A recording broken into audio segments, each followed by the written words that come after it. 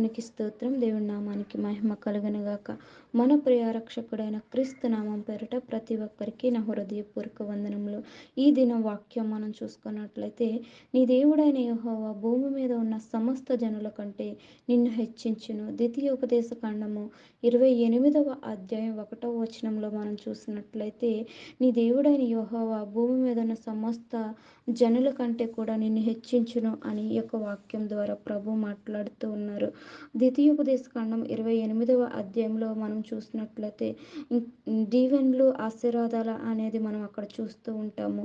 మరి ఎటువంటి దీవెనలు అంటే ఇవి ఈ యొక్క భూమి మీద మనకు కావాల్సినవి, భూమి మీద ఉన్నంతసేపు కూడా మనకు అవసరమైనవి ఏవైతే ఉన్నాయో, గర్భఫలం విషయంలో కావచ్చు, భూఫల విషయంలో కావచ్చు, నీ యొక్క ఆహారం విషయంలో కావచ్చు, నీ పనుల్లో కావచ్చు, నీ యొక్క ప్రాణంలో కావచ్చు, అన్ని వీటిల్లో కూడా నువ్వు జయాన్ని పొందుకుంటావు. నిన్ను ఆశీర్వదిస్తున్నాను, నీకు అన్నీ కూడా సమృద్ధిగా ఇస్తున్నానని ఆయన మాట వినిన ఎడల ఇవన్నీ కూడా మీకు ప్రాప్తిస్తాయని దేవుడు మాట్లాడుతూ ఆ యొక్క వాగ్దానాలు అనేవి ఇస్తూ ఉంటారు. వాగ్దానాలు అనేది మనిషి హెచ్చింపబడటం అనేది, మనిషి ఘనత పొందుకోవడం అనేది మనం చూసినట్లయితే భౌతికంగా ఉంటే చాలా, భౌతికంగా దీవెనలు పొందుకుంటే, భౌతికంగా ఘనత పొందుకుంటే, భౌతికంగా మనిషి హెచ్చింపబడితే పరలోక రాజ్యం వెళ్ళిపోతామా?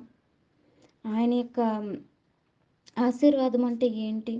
ఇవేనా అని మనం చూసుకున్నట్లయితే, అపోస్తలైన పౌలు గారు రాసిన పత్రిక, రోమీయులకు రాసిన పత్రిక 15వ అధ్యాయము 29వ వచనంలో మనం చూసినట్లయితే, నేను మీ యొద్దకు వచ్చినప్పుడు క్రీస్తు యొక్క ఆశీర్వాదము సంపూర్ణముతో వత్తునని ఎరుగుదును. ఇక్కడ పౌలు గారు మాట్లాడుతూ ఉన్నారు ఏమని? నేను మరలా మీ యొద్దకు వచ్చినప్పుడు మరి మీ యొద్దకు నేను ఆశీర్వాదం తెస్తాను. అది ఎలాంటి ఆశీర్వాదం అంటే సంపూర్ణంగా ఆ ఆశీర్వాదాన్ని తీసుకొని వస్తానని మాట్లాడుతూ ఉన్నారు. అది ఆశీర్వాదం అనే దగ్గర మనం ఫుడ్ నోట్లో చూసినట్లయితే సువార్త ఆశీర్వాదము. అట్టి సువార్త ఆశీర్వాదం మనం పొందుకున్నట్లయితే ఆ యొక్క దేవుని యొక్క మాటలు, ఆయన భావాలు, ఆయన యొక్క మనసులో ఉన్న అనేక భావాలను మనం అర్థం చేసుకొని వాటి బట్టి నడిచినట్లయితే అవి మనల్ని ఎక్కడికి తీసుకెళ్తుందండి? నిత్య జీవానికి తీసుకెళ్తుంది. పరలోకానికి మార్గము ఏంటండి? దేవుని యొక్క మాటలు, సువార్త, ఆయన యొక్క అటువంటి ఆశీర్వాదం కూడా మనం అందరం పొందుకోవాలి. భౌతికమైన వాటి కోసమే కాదు కానీ అడిగేది, ఆత్మీయ సంబంధమైనవి కూడా మనం అడుగుతూ పొందుకుంటూ ఉండాలి. ఆత్మీయ సంబంధమైన ఆశీర్వాదము మనల్ని పరలోకంలోకి చేరుతుందండి.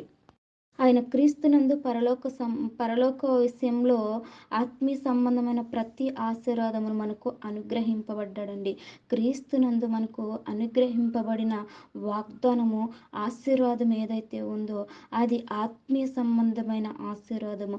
అది ఎక్కడికి తీసుకెళ్తుందండి? పరలోకానికి తీసుకువెళ్తుందని ఎఫెసీయులకు రాసిన పత్రిక 1వ అధ్యాయం 3వ వచనంలో మనం చూస్తూ ఉంటాము. మరి అటువంటి ఆశీర్వాదము, పరలోక సంబంధమైన ఆశీర్వాదము మనందరం కూడా పొందుకొని ఈ లోక సంబంధమైన కోరుకుంటూ కాదు కానీ, ఈ లోకం వాటిపై కాదు కానీ, పరలోక సంబంధమైన వాటిని అడుగుతూ దేవుని యొక్క మాటలను చేత పట్టుకుంటూ మనందరం కూడా మరి పరలోక సంబంధమైన ఆశీర్వాదాలు పొందుకుంటూ దేవునికి మహిమకరంగా ఆయన బిడ్డలుగా ఆయన నిమిత్తము వాడబడాలని, ఆయన నిమిత్తము ఘనత పొందుకోవాలని ఆయన కోరుకుంటూ ఉన్నారు. అట్టి ఆశీర్వాదము మనందరి జీవితంలో మనందరికీ ఆత్మీయ సంబంధమైన ఫలములు పొందుకోవాలని కోరుకుంటూ ఈ కొద్ది మాటలను దేవుడు దీవించి ఆశీర్వదించునుగాక. విన్న వారందరికీ దీవెనకరంగా మేలుకరంగా నింపబడునుగాక. ఆమేన్.